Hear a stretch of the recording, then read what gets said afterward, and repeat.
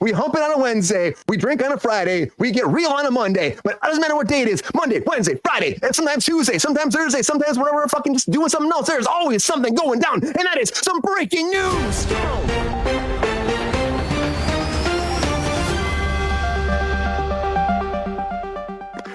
All right. Very first thing I'm going to talk about right now is Deadpool 3, because Deadpool 3 has officially finished shooting. And Ryan Reynolds put it out there that they have done their wrap. They're ready to put that movie out there. And I can't wait to see. I know a lot of us are very excited. He said the suit hides the blood, also the sweat. But today, with Deadpool wrapping, it mostly sheds and shows tears. A giant and forever thanks to the cast and crew of the film who battled wind, rain, strikes, and at Hugh Jackman, all under the leadership of Sean Levy. And honestly, it's great. He's really excited about it. He said he's only worked, he doesn't get a chance, like I said, to work with his friends like this, and he did on this project. We're really excited to see it. And I'm so excited that it's coming out very soon. Coming out July 26th. I can't imagine. It's like, July can't come soon enough, Sean. It can't come soon enough. That's all I got to say. Oh, shit. Last year was June, now it's July. I cannot believe it's that close. Yeah, I cannot believe it's that soon. That's ridiculous. It's insane. I mean, it's like the most anticipated Marvel movie ever, I would say. And the most least anticipated ever was the Marvels. And the Marvels, of course, bomb. But the Marvels come to Disney Plus, everybody. It's coming to Disney Plus. If you get a chance to watch it, you can check it out on February 7th. It's going to be out there. All the girls will be there kicking some ass, fighting some fucking people and kicking some bitches and fighting some cats and all that shit. I saw it in theaters. It was all right. Didn't do that well. It definitely bombed. $270 million budget, and it made $206 million. So with marketing and all that shit, doesn't really hold up. It still had like a 82% for the fan base for Rotten Tomatoes, which isn't too bad. But for Marvel and for Disney, it's a flop. So they're, oh yeah, I know. I don't think Brie Larson's gonna be flying away anytime soon as Captain Marvel. And I also do not think that Keely Coco, I'll fuck her name. Keely Coco will be coming back for the flight attendant because Coco has been canceled. It has been canceled. It has been canceled. It's been canceled. Two seasons they did. And the third season they were planning over there at Max. They were trying to do it on Max. And then what happened was she said, I don't want to do it. Keely said, I didn't want to do it. So they canceled season 3. They put it to the back burner. It's gone. Of course, it was based off a novel by Chris Bojewin. I probably butchered his name too, about a flight attendant who enters into espionage after finding a dead body in her hotel room. And honestly, it sounds pretty exciting when I read that logline. I never watched it. I always kind of want to check it out. I think she's fantastic. But I mean, to find a dead body on an airplane, it's almost as crazy as finding a shark on an airplane, because sharks on airplanes is coming out, everybody. That's right. Sharks on a plane is coming out. This is the real fucking shit. This is real shit. Like, I saw this and there's a trailer out there and it's fucking hilarious. Hold on to your butts. It's quite something. And it's not like the sharks are flying, okay? The sharks aren't flying. They crash into the ocean and the sharks get in there and start eating all the bitches. Now, Kelsey Grammer was supposed to be in this. And then he was attached to the main star. And then all of a sudden he had conflicts with Fraser. And so he had to drop out. And they shot during the strikes too, because they were one of those productions that got the deals, the interim agreements to actually keep shooting. And they kept shooting. They finished it. It's coming out February 20th, 2024. Colin Meaney came in and said they had recast, but I think it would have been awesome if Kelsey Grammer would have been this shit. It would have been fucking dope. But unfortunately, it wasn't meant to be. They could have got anybody to be that part of an awesome. Could have got John Cena, because John Cena is retiring from wrestling. Of course, he's been gone for a long time, but he's been focusing on movies and acting and all more and more. I know. And he said officially, he's 46. He said by 50, he wants to be done wrestling. He says, I'm not going to wrestle after I'm 50. And he came forward because he's 46. And he's like, honestly, at the end of the day, everybody is like, that's not a maybe. It's not a maybe. That time is going to come, and it's going to come soon. And he said he didn't want to let the fans down because people stay for too long and they just live it up. Like, the fans deserve people there all the time. Hulk Hogan did it for a long time. I feel like John Cena is going to keep coming back because, again, end of the day, that money talks, and eventually I think he'll come back. And he's been there forever, since 2002. So he's a big staple of WWE. Those mean effing sharks off my motherfucking plane. That's all I got to say. Good one, David Banner. But yeah, so he's going to keep going. He's been doing that forever. And somebody else who's been doing, we did Modern Family forever, but also he almost didn't become an actor, was Ed O'Neill. Because Ed O'Neill came recently, he was doing Jesse Tyler Ferguson Dinner on a podcast. And during that, he said that at this point, where back in 1969, he was back in his hometown of Youngstown, Ohio. And he said, I was broke. I know I was a young kid, broke, and I was, I'm going to go to Hollywood, become an actor, but I know what to do. And my best friend, good old Jim, his name's Jim, you blasted that guy's name. Jim was like, you should become a crime boss, maybe. And he's like, what? And so, what's Jim up to these days?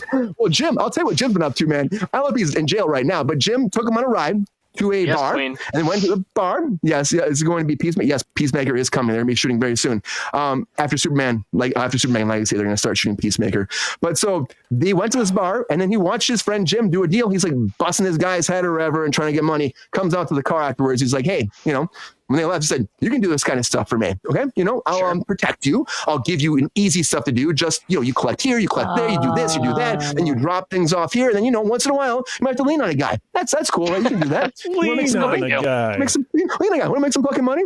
And he was like, let me think about it. And he went home, and he's like, I can't do this shit. He went home, and his dad's like, there's no way you're fucking doing this. You don't want to do time in prison. You couldn't handle that shit. Look at you. You couldn't do that. He's like, yeah, you're probably right. So he had to let Jim down and unfortunately not become a crime lord and lean on some men for money. That's not what he wanted, apparently, for his life. So he became Ed O'Neill, the famous actor, and good friend of the show, Doug out there. I don't know if Doug's out there, but he saw this. He's been working for Ed for a long time. Great fucking guy. And Ed O'Neill didn't want to get into a world of crime. Like Bullseye over there at Daredevil was fucking engrossed in crime. And Wilson Bethel's Benjamin Poindexter is coming back for Daredevil Born Again. Now, we talked about this on Friday, that Born Again is pretty much season 4 of Daredevil. It's what it is. They said it's canon. All these characters coming back. Foggy's back. Karen's back. Everyone's coming back. At the end of that season 3, of course, Wilson's character of Bullseye was left in the finale. He was kind of said to be a big bad, a big villain moving forward in the Daredevil universe. So now he is signed on. He's coming back. They've made it official.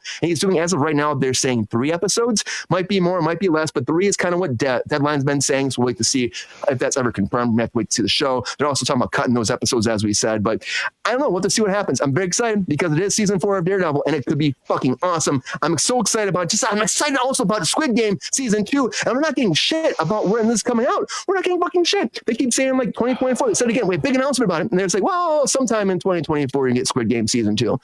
Summer, maybe not summer, maybe not 2024. No, it's coming, but unfortunately, there's no date yet. And I thought when I heard this announcement, it was going to be something big, but it wasn't. I feel like we're waiting for fucking 17 years to see this. But we have been waiting 17 years to see Billy Joel release a new song, a new record, a new album is coming out. He's finally officially releasing a new album since 2004 or 2007. 2007 was the last time he released an album. And now he's releasing this new one. And it's called Turn the Lights Back On. Go on. Up. I'm sorry. Turn the lights back on. I thought I was on mute. I'm so sorry. I was yelling at the dog. I'm so sorry. I thought I was on mute. I was like, get back on that couch. You're good. We've been doing this for some odd episodes. About Billy Joel.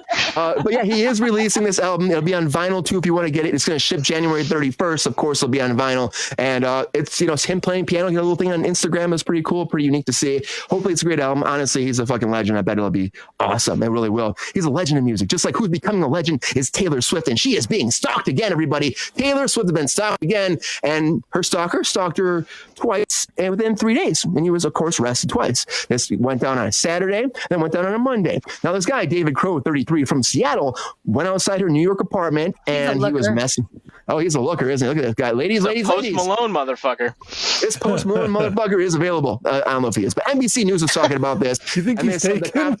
You think that hot real estate is free agent? Not likely, Brian. Fucking free. He's got some DiCaprio vibes going on there, man. Some DiCaprio and DiCaprio and what was that? That wasn't Scorsese, but it was Quentin Tarantino one. Django. Got some Django Leonardo DiCaprio vibes going on. But the police found him the first day. They arrested him. They released him. And then again at 6 p.m. on Monday, he went back in and was messing with a bunch of people in the area outside her New York apartment. And then he got arrested again. Now he's been charged with harassment and stalking and is due in court at an unspecified date. So you don't do that, Taylor Swift. Don't stalk her, man. You're gonna go to prison. She's a queen of fucking pop, I guess. No, I don't know what you fucking call her, but she's a queen of something. She's a billionaire. No one should stalk anyone ever at anything. No, you shouldn't. Yeah. Please don't stalk. Disclaimer, please Sabrina. Don't stalk. No, and also police. Hey guys, don't just let them go and say, hey, now you better stop stalking that Taylor Swift, okay? We're gonna trust you on this one.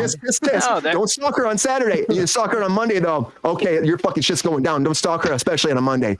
But he got arrested. Good old Crow, and hopefully he'll be, fucking taken care of, and this will all be fine for Tay-Tay because she deserves some peace. But you know what? Honestly, that's what happens to your celebrity. That shit goes down, and his fucking life, it might be going down, and his court date is going down. down. But something that's not going down is The Mothership. And I heard about this. This is a Netflix movie that almost all done. They have to do some special reshoots. Of course, they're saying they need significant reshoots on this. Halle Berry's the lead in this.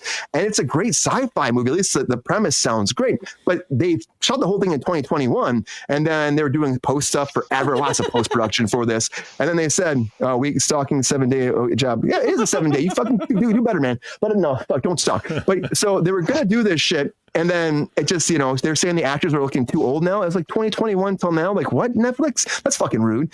And then on top of that, they're saying it costs too much. So they're not taking a tax write-off. They're just going to not do it. But it sounds like they'll probably take a fucking tax write-off anyways. But the premise sounds great. So here it is. So Mothership is about like a mother, of course, about a mother on a rural farm. And this single mother, Sarah Morris, and her children discover a strange extraterrestrial object underneath their home, which leads them to embark on an adventure, a race to find their husband, father, and most importantly, to find the fucking truth.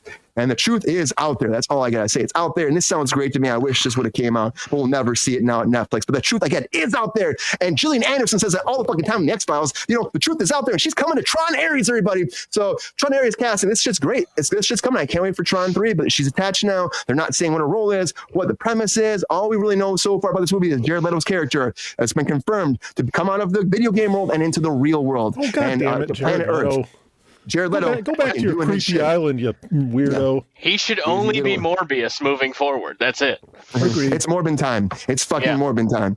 But this is happening. Honestly, they made $400 million on this with a $170 million budget, so pretty good. I can't wait to find on the last Tron movie that was Tron Legacy, and the 1982 one did fucking great too. So I mean, honestly, it's a long time in between. I can't wait to see. I'm very excited. A lot of breaking news, everybody. A lot of breaking news.